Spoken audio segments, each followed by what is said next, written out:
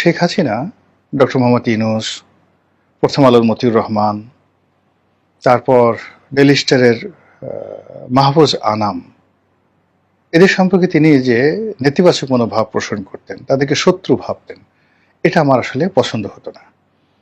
আমি ওনার সামনে ওনার সমালোচনা করেছি, প্রকাশ্যে সমালোচনা করেছি, নানা রকম কথাবার্তা বলেছি।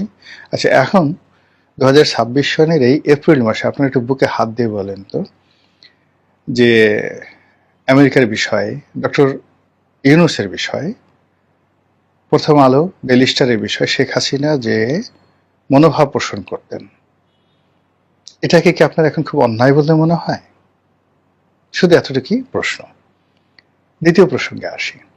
তিনি কেন হিলারি ক্লিনটনকে পাত্তা দিতেন না, কেন বারাক ওবামাকে পাত্তা দিতেন না, কেন জন কেরি পররাষ্ট্রমন্ত্রী তাকে পাত্তা দিতেন না, এবং আমেরিকাকে দুই চোখে দেখতে পারছেন না। আমেরিকা যখন বাংলাদেশকে, যাকে বলা হয় বাংলাদেশের উপর নিষেধাজ্ঞা দিল, তিনি তখন স্বাগত জানালেন। ড্যাম কেয়ার, যে ওরা কি করবে, র্যাবকে দিচ্ছে, পুলিশের আইজিকে দিচ্ছে, ডাজ নট ম্যাটার। সে বলে যে আমরা কেউ আমেরিকা যাব না, আমেরিকার কোনো কিছু আমাদের দরকার নেই। তো তারপর তিনি টিকে ছিলেন। তো যখন দেখা গেল যে তার সাথে আর পেরে উঠছে না কূটনৈতিকভাবে, তাকে চাপ প্রয়োগ করে কোনো কাজ হচ্ছে না, তখনই এই যে ডিপ স্টেটের যে খেলা, সেই নির্মম খেলায় আমাদের যে কি ক্ষতি হয়ে গেছে, কি সর্বনাশ হয়ে গেছে, কি গোলামের জিনজির, দাসত্বের শৃঙ্খল আমাদের হাতে পায়ে, 18 কোটি মানুষের হাতে পায়ে পরিয়ে দেওয়া হয়েছে। এই শৃঙ্খল থেকে কবে রক্ষা পাব? কে রক্ষা করবে? কে আমাদের বান্ধব হয়ে এগিয়ে এসে আমাদের এই জাতিকে নেতৃত্ব দিয়ে এই আমেরিকার কবল থেকে আমাদেরকে রক্ষা করবে? আমি জানি না। তবে দিন যত যাচ্ছে ততই অন্তত আমেরিকার এই বিষয়ে শেখ হাসিনার গ্রহণযোগ্যতা, তার প্রয়োজনীয়তা মানুষ অনুভব করছে। একই সঙ্গে মানুষ বিশ্বাস করা শুরু করেছে। তিনি যখন বলতেন যে তারা আমার কাছে এই সেন্ট মার্টিন চায়, বিনিময়ে তারা আমাকে ক্ষমতায় রাখতে চায়, আমি বঙ্গবন্ধু কন্যা, আমি কখনোই এই সেন্ট মার্টিন বিক্রি করে, দেশ বিক্রি করে ক্ষমতায় থাকতে চাই না। এই কথাগুলো আমাদের কাছে মনে হতো যে তিনি নাটক করছেন, অভিনয় করছেন। কিন্তু আজকের দিনের বাস্তবতা দেখেন, আমরা কোথায় দাঁড়িয়ে আছি। শেখ হাসিনা তার যে ভালো কাজ, সে ভালো কাজের জন্য অবশ্যই আমাদের কাছে প্রশংসিত হবেন। তার মন্দ কাজের জন্য তিনি আমাদের সকলের কাছে, প্রকৃতির কাছে, আল্লাহর কাছে, দেশবাসীর কাছে নিন্দিত হবেন। এটাই স্বাভাবিক, ভালো মন্দে মানুষ। কিন্তু এই আমেরিকার যে এই বিষয়টি যদি আপনি স্মরণ করেন, আমার কাছে শেখ হাসিনার যে ব্যক্তিত্ব, এটাকে একটা বিস্ময়কর বলে মনে হয়। অসাধারণ তার বাগ্মিতা, অসাধারণ তার সাহস, অসাধারণ তার কৌশল, অসাধারণ তার ডিপ্লোম্যাসি। এর কারণ হলে এটা শুধু মুখে ঘোষণা দিলে হবে না। আমেরিকা যখন বলছে যে শেখ হাসিনাকে ক্ষমতাচ্যুত করবে, তিনি জানতেন প্রতিটি মুহূর্তে তার ভয় ছিল তাকে মেরে ফেলা হবে।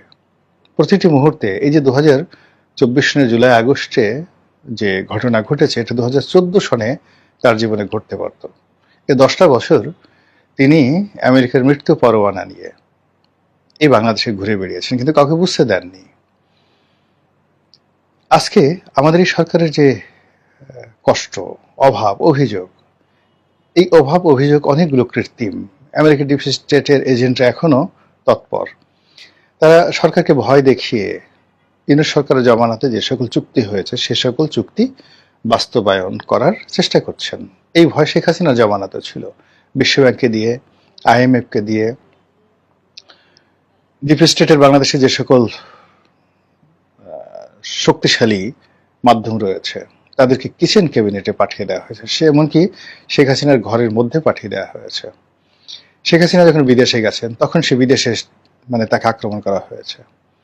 কিন্তু তিনি এই যে সাহস নিয়ে দাঁড়িয়েছিলেন, আর সে সাহসের পেছনে দেশে এবং বিদেশে তিনি বন্ধু তৈরি করে ফেলেছিলেন, কূটনৈতিক বন্ধু। কাতারের আমিরের সঙ্গে তার পারিবারিক সম্পর্ক ছিল, চীনের সঙ্গে তার সম্পর্ক ভালো ছিল, ভারতের সঙ্গে তার সম্পর্ক ভালো ছিল, সৌদি আরবের এই যে মোহাম্মদ বিন সালমান, তার সঙ্গে সম্পর্ক ভালো ছিল। এমনকি জো বাইডেনের সঙ্গে এবং পুতিনের সঙ্গে সমভাবে একটি সম্পর্ক গড়ে তুলেছিলেন ব্যক্তিগতভাবে। যদিও আমেরিকা রাষ্ট্রগতভাবে তার বিরুদ্ধে ছিল, কিন্তু ইন পার্সন মার্কিন যে লবিস্ট গ্রুপ দ্বারা তিনি ক্ষমতার যে জায়গাগুলো সেখানে যথাসম্ভব নিউট্রাল করার চেষ্টা করেছিলেন। আমাদের এই সময়টিতে বর্তমান প্রধানমন্ত্রীকে অন্তত এই একটি বিষয় আমি বলবো, যদি তিনি শেখ হাসিনার মতো দৃঢ় হতে পারেন, সাহসী হতে পারেন, কিন্তু আমি চাই তিনি আরো ভালো করেন, শেখ হাসিনা সে আরো ভালো করেন। এই মার্কিন যে চুক্তি, এই চুক্তি থেকে বের হয়ে আসুন, এই চুক্তিকে প্রতিহত করুন, যা হবার হবে। ক্ষমতায় থাকলেই মানুষ চিরঞ্জীব হয় না, ক্ষমতায় থাকলেই মানুষ সুখী হয় না। অনেক মানুষ মরে গিয়েও অমরত্ব লাভ করে।